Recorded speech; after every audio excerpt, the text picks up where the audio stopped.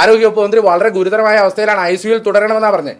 ഏത് സാഹചര്യത്തിലാണ് 4 മണിക്ക് കഴുത്തിന് ഗുരുതരമായ അസുഖമുള്ള ഒരാൾ കാറിൽ അവിടെ നിന്ന് യാത്ര തിരിക്കുന്നത്? ഏത് സാഹചര്യത്തിലാണ്? അതല്ല ഉദ്ദേശം, ഞാൻ മാറി പിന്നെ ചൂടാണ്ട് AC ഒന്നും ഇല്ല. അത് എങ്ങനെയാണ് യാത്ര ഇരിക്കുന്നത്? നമ്മളൊക്കെ ആശുപത്രിയിൽ പോകാത്തവരാണോ? നമ്മളൊക്കെ കഴുത്തിന് പരിക്ക് പറ്റാത്തവരാണോ? ഇവള് തറയാണെങ്കിൽ ഞാൻ തത്തറയാ. നല്ല കോമ്പിനേഷൻ. കഴുത്തിന് പരിക്ക് പറ്റിയ ഗുരുതര അസുഖമുള്ള ഒരാൾ കാറിൽ, അതും പണി നടക്കുന്ന റോഡിലൂടെ ഒരു ഇന്നോവ കാറിൽ എങ്ങനെയാണ് വന്നത്? സാമൂഹ്യ സേവനമാണ് ചെയ്യുന്നത്. Thank you. ഇതൊക്കെ സർക്കാരിന്റെ ശ്രദ്ധയിൽപ്പെട്ടാൽ ഒരു നാഷണൽ അവാർഡ് വരെ കിട്ടാനുള്ള സാധ്യതയുണ്ട്. അപ്പോൾ ഒരു ആരോഗ്യവകുപ്പ് മന്ത്രിയെ പോലും ഇത്ര ലാഘവത്തോടു കൂടി പെരുമാറുന്ന, ചികിത്സിക്കുന്ന കേരളത്തിലെ ആരോഗ്യ മേഖലയുടെ പിടിപ്പുകേടിന് ഇതിലും വലിയ ഉദാഹരണം വേണം. എന്തൊക്കെ നാടകം കളിച്ചാലാ ജീവിക്കാൻ പറ്റുക? 20 കോടി രൂപയുടെ ചെക്ക് അല്ലെ കേരളത്തിലെ ദുരിതാശ്വാസ നിധിയിലേക്ക് കൈമാറി. അപ്പൊ നമ്മൾ ആ വാക്കിൽ തന്നെ ഉണ്ട്, മുഖ്യമന്ത്രിയുടെ ദുരിതാശ്വാസ ഫണ്ടാണ്. അതെ. അപ്പൊ മുഖ്യമന്ത്രിക്ക് ഒരു ദുരിതം വന്നപ്പോ ഒരു ആശ്വാസത്തിന് വേണ്ടി ആ ഫണ്ട് എടുത്തു.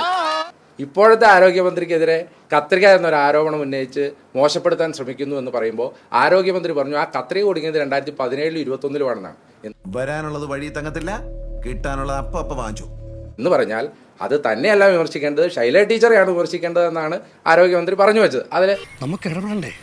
ഇടപെടണം, പക്ഷെ ഇപ്പൊ വേണ്ട. ഇപ്പൊ ഇടപെട്ടാൽ നമ്മളും പെടും. നമ്മുടെ സമയം തീരെ ശരിയല്ല. എന്തായാലും ഞാൻ ആരോഗ്യമന്ത്രിയുടെ വ്യക്തിപരമായി പേരെടുത്തോ അല്ലെങ്കിൽ ഇപ്പോഴത്തെ ആരോഗ്യമന്ത്രി അല്ല വിമർശിച്ചത്. നിങ്ങൾക്ക് എൻ്റെ മുൻ ഭാഗത്തെ കാര്യം നോക്കിയാൽ അറിയാം, ഞാൻ 10 കൊല്ലത്തെ ആരോഗ്യ വകുപ്പിന്റെ കെടുകാര്യസ്ഥത എന്ന വാക്ക് തന്നെയാണ് ഉദ്ദേശിച്ചത്. അപ്പോൾ ഇതെങ്ങനെ അറിഞ്ഞു? പത്രപ്രവർത്തനല്ലേ മോനെ, ഈ നാട്ടിൽ എന്ത് നടന്നാലും അത് ഈ ചെവി കൂടെ ഒന്ന് കയറിയിട്ടേ പോകും. കേരളത്തിലെ മെഡിക്കൽ കോളേജുകളിൽ എന്താണ് സംഭവിക്കുന്നത് എന്നുള്ളതിൻ്റെ നേർചിത്രമാണ്. ഇവിടെ ആളുകൾക്ക് പോയാൽ അവിടെ വേണ്ടത്ര ചികിത്സ ലഭിക്കുന്നില്ല, അത് യാഥാർത്ഥ്യമാണ്.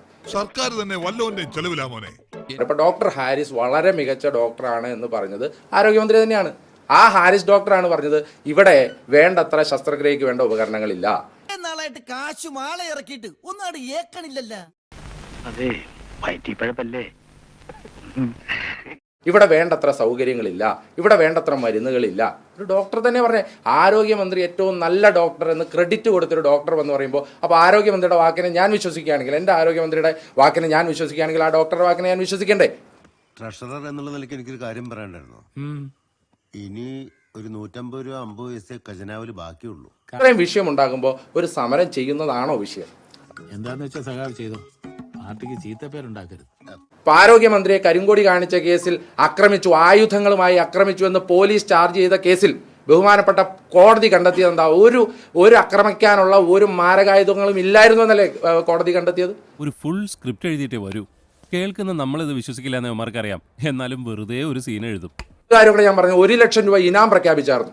ആരോഗ്യവകുപ്പ് മന്ത്രിയെ പരസ്യമായി ആക്രമിക്കുന്ന ഒരു ദൃശ്യം പുറത്തുവിട്ടാൽ 1 ലക്ഷം രൂപ കൊടുക്കാമെന്ന് യൂത്ത് കോൺഗ്രസ് പ്രഖ്യാപിച്ചായിരുന്നു. ആരെങ്കിലും പുറത്തുവിട്ടോ? ഇങ്ങനെ മിണ്ടാൻ പറ്റാതെ നിൽക്കുന്നതിന് ഞങ്ങളുടെ നാട്ടിൽ എന്താ പറയാന്നറിയോ? അണ്ണാക്കിലെ പിരിവെട്ടി.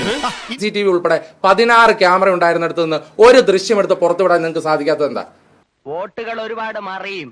ചുമ്മാ കിടന്ന് ഉറങ്ങിയവനെ വിളിച്ചുണർത്തി തെങ്ങേ കയറ്റി എന്ന് പറഞ്ഞ പോലായി പീതാംബരന്റെ കാര്യം.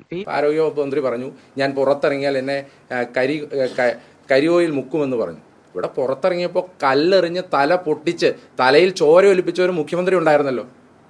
കൈ നനയാതെ ഇവിടെ വിപ്ലവം വിജയിപ്പിക്കാൻ സാധ്യമല്ല. വരൂ, നമുക്ക് പോയി ഒളിത്താവളങ്ങൾ കണ്ടുപിടിക്കാം. കരിങ്കൊടി പ്രതിഷേധം എന്താണെന്ന് ചോദിച്ചാൽ കറുത്ത കൊടി ഒന്ന് പൊക്കി കാണിച്ചാൽ എന്താണ് കുഴപ്പമെന്ന് കേരളത്തിന്റെ സമക്ഷം ചോദിച്ചത് ഇന്നത്തെ മുഖ്യമന്ത്രിയും അന്നത്തെ പാർട്ടി സെക്രട്ടറിയുമായ ശ്രീ പിണറായി വിജയനാണ്. മേല് വേർക്കാതെ പാവങ്ങളെ ചോര ചീറ്റിക്കളിച്ച് സ്വന്തം കാര്യം നേടുന്ന കപട രാഷ്ട്രീയക്കാരുടെ മുഖം മൂടി പിച്ചി ചീന്തണം.